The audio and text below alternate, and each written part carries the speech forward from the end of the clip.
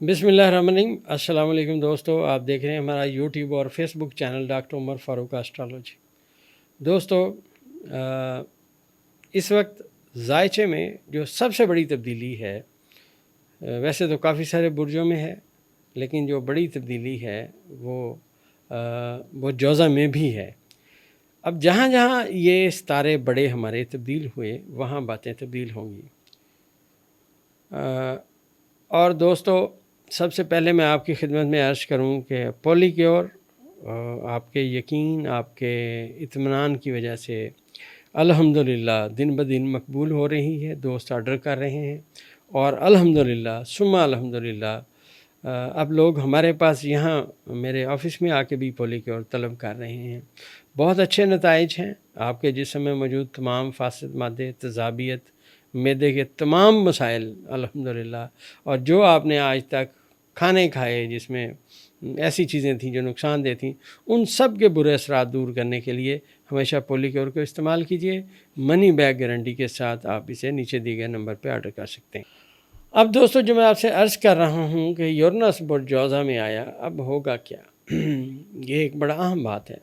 دیکھیے، جب ذائچے میں ستارے نیگیٹو ہوتے ہیں تو آپ کچھ بھی نہیں کر سکتے، پازیٹیو ہوتے ہیں بہتری آتی ہے۔ ذائچے میں برج جوزہ والوں کے ذائچے میں پہلے عرض کرتا چلوں کہ گزشتہ پہلی بات یہ تھی 8 سے 10 سال کے عرصے سے ان کے ذائچے کے 12ویں خانے میں یورینس براجمان تھا، یورینس بیٹھا ہوا تھا۔ اب یورینس جب یہاں بیٹھا تھا تو اس کا حبوط کا خانہ تھا، یہ نحس تھا۔ ویسے بھی ذائچے کا قانون یہ ہے کہ ذائچے کے 6، 8ویں اور 12ویں خانے میں جب ستارہ جائے گا، اگر وہ بادشاہت کے مقام پہ نہیں ہے تو وہ اپنی سعادت ختم کر دے گا، نحوست لائے گا۔ اب یہاں پہ گزشتہ 8 سے 10 سالوں سے ایک نیگیٹو سٹار یورینس نیگیٹو حالت میں 12ویں خانے میں بیٹھا ہوا تھا۔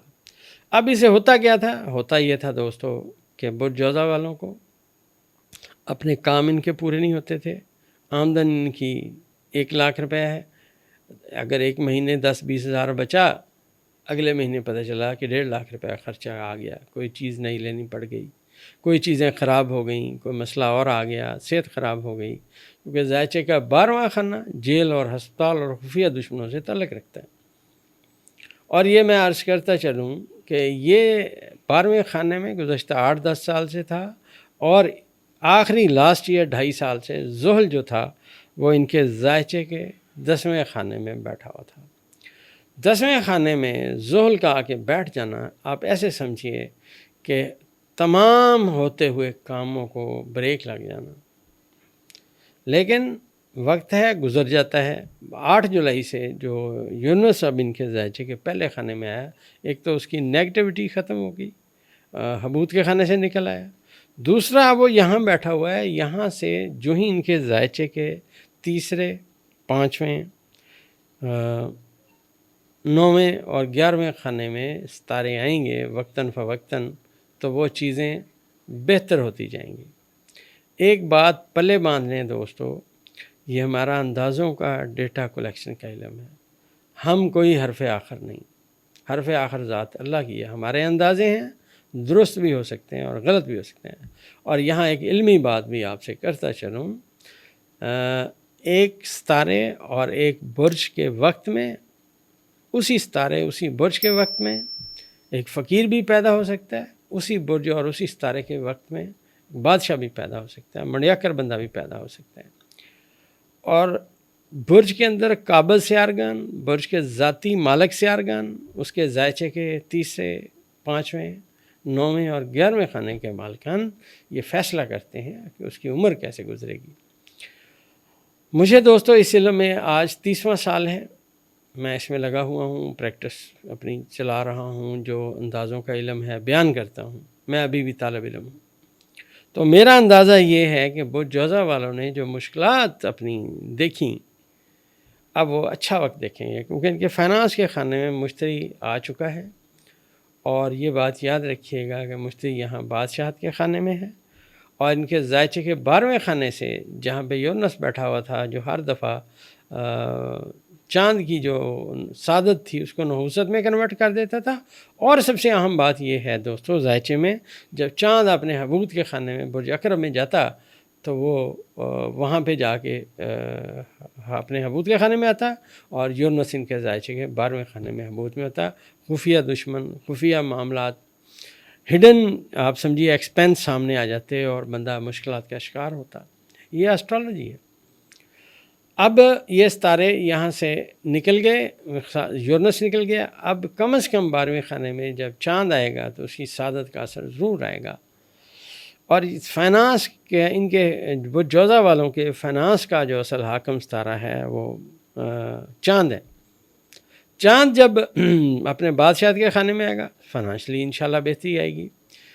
پہلے یہاں پہ رکاوٹیں تھیں، اب رکاوٹیں دور ہو گئیں. دوسری بات یہ ہے کہ برج جوزہ والے جو کرنا چاہ رہے تھے بیچارے، ان سے کیا نہیں جا رہا تھا، کیونکہ ان کو برج جوزہ والوں کا ستارہ عطارد ہے، اور عطارد جو ہے سال میں 3 سے 4 دفعہ تقریباً ریورس ہو جاتا ہے. اب جب ستارہ ریورس ہوتا ہے تو ان کے لیے مشکلات بڑھ جاتی. اب میں مثال دے رہا ہوں کہ اگر ان کے زائچے کے 6 خانے میں برج اکرم میں عطارد ریورس ہوا تو اب زائچہ کہتا ہے کہ ان کو بیماری آ جائے گی، اور جو بیماری ہوگی وہ پیشاب کی سمت میں علامات ڈیولپ ہوں گی.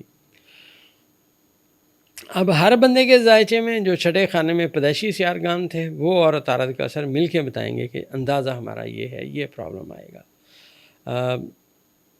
اسٹرالوجی ایک بہت دقیق اور بہت مشکل علم ہے، اس کو سیکھنا چاہیے، کیونکہ اس علم کو سیکھ کے آپ بہت ساری باتیں اپنے بارے میں کم از کم جان سکتے ہیں. اور ایک بڑا مشہور مقولہ ہے کہ پرہیز علاج سے بہتر ہے. اب آپ کو پتہ چل گیا کہ فلاں چیزیں آپ کو نقصان دیں گی تو اس طرف نہ جائے گا. متعدد لوگوں کو میں سمجھاتا ہوں کہ یار آپ کے زائچے میں زورا ستارہ نیگیٹو ہے، عورتوں سے، لڑکیوں سے، نوجوان لڑکیوں سے محتاط رہیے گا. وہ کہتے ہیں ہاں جی ہمارے لیے مسئلے پیدا ہوتے ہیں. مریخ اگر زائچے میں نیگیٹو ہے، لڑائی جھگڑے کی سمت میں باتیں لاتا ہے. تو عرض کرنے کا مقصد یہ ہے دوستو، اب ان کا وقت جو رکاوٹیں تھیں وہ دور ہو گئیں، مینٹلی طور پہ ایکٹیو ہو گئے. اب جیسے جیسے ستارے، میں نے عرض کیا کہ ان کے زائچے میں پازیٹیو بھی ہوں گے، نیگیٹو بھی ہوں گے. اب جتنا سلو اسٹڈی سوچ سمجھ کے یہ اپنا کام آگے چلائیں گے، اگر ستارے پیدائش میں پازیٹیو تھے اب پازیٹیو ہوئے تو انشاءاللہ ترقی کی منزلیں آپ کے سامنے ہیں. ایوریج زائچے میں بہتری ہے، ایوریج زائچے میں بہتری ہوتی آئے گی.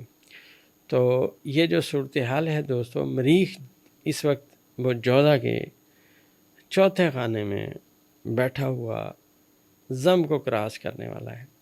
3 اگست تک مریخ یہاں بیٹھا رہے گا اسی برج میں، 3 اگست کو یہاں سے کراس کرے گا. تو 3 اگست تک برج جوزہ والوں کو بہت محتاط رہنا چاہیے. 3 اگست کے بعد ان کا زائچہ ڈیفینیٹلی انشاءاللہ اللہ کے حکم سے بہتری کی سمت میں جائے گا. اس کی سب سے بڑی وجہ یہ ہے کہ ان کے زائچے میں مشتری جو ہے وہ فائنانس کے خانے میں بیٹھا ہوا ہے، اور چاند ہر مرتبہ برج حوت میں آئے گا، پازیٹیو کمیونیکیشن کرے گا. اور ایک اور پریڈکشن ہے کہ وہ لوگ جو بحری راستے سے تجارت کرتے ہیں، برج جوزہ کے لوگ، ان کی اب روپے پیسے میں آمدن میں اضافے کی باتیں ہوں گی. یہ ہمارا ایک اندازہ ہے دوستو. حرف آخر ذات اللہ کی ہے. ایک مخلوق اپنے خالق کے فیصلے نہیں جان سکتی، اندازوں کا ہمارا علم ہے. تو ان کا جو اسم اعظم میں نے آپ سے عرض کیا ہوا کہ یا وارث ہو یا بصیر ہو یا صابر ہو، ان کو چاہیے اس کا ورد رکھیں اور ہمیشہ کامیاب لوگوں میں بیٹھیں. ناکام لوگ جو روتے رہے باں ہم مر گئے، ہم یہ ہو گیا، ہم وہ ہو گیا، ان کی محفل میں کبھی نہ بیٹھیں، بلکہ ان لوگوں میں بیٹھیں جو پازیٹیو ہیں، کچھ کرنا چاہتے ہیں، ان کے اندر انرجی ہے. آپ کو بھی حوصلہ دیں کہ جب ہم کر سکتے ہیں آپ کیوں نہیں کر سکتے. تو اس طرح دوستو برج جوزہ والوں کے لیے اب بہت اچھا وقت آ رہا ہے. یہ جو ویڈیوز ہیں یہ میں ہر جہاں جہاں ستارے تبدیل ہوں گے ان کے بارے میں بیان کرنے کی کوشش ضرور کروں گا تاکہ ہمارے علم سے لوگ مستفید ہوں. اور یہ میں عرض کرتا چلوں کہ آنے والے جمعہ، ہفتہ اور اتوار 3 دن میں انشاءاللہ اسلام آباد میں ہوں گا. تو جو اب آپ ملنا چاہیں وہ میرے اسسٹنٹ سے اپنا ٹائم لے لیں تو ضرور انشاءاللہ ملاقات ہوگی.